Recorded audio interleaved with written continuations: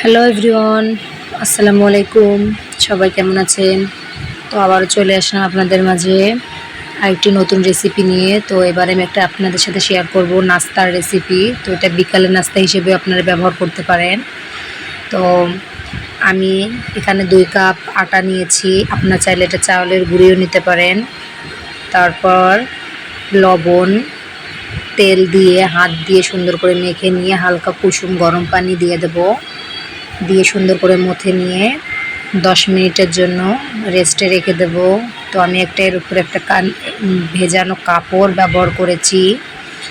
তারপর ছোট ছোট লেচি কেটে আমরা সুন্দর করে এটাকে গোল করে নেব। তারপর আমি অন্য একটা পাত্রে পেঁয়াজ কুচি, মরিচ কুচি নিয়েছি। তারপর লবণ, একটু টেস্টিং সল্ট দিয়েছি, তো স্বাদ মতো।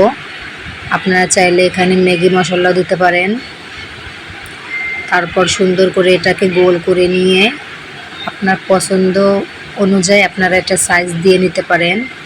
তারপর এর উপরে আমি ওইগুলো যেগুলো ম্যারিনেট করে রেখেছিলাম পেঁয়াজ মরিচ, সেগুলো ভিতরে দিয়ে সুন্দর করে এটাকে মুড়িয়ে নেব। মুড়িয়ে নেওয়া হয়ে গেলে একটু হালকা বেলে নেব।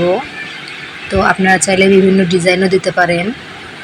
তো তারপর আমি এখানে অনেকগুলো ডিজাইন করে নিয়েছি, দেখতে পাচ্ছেন। তারপর একটা প্যানে তেল দিয়ে সুন্দর করে ভেজে নেব, এপিঠ ওপিঠ ঘুরিয়ে লাল করে ভেজে নেব। তারপর ভেজে নেওয়া হয়ে গেলে আমি এগুলো তুলে নেব। তুলে নিয়ে সস দিয়ে সুন্দর করে এটা পরিবেশন করে নেব।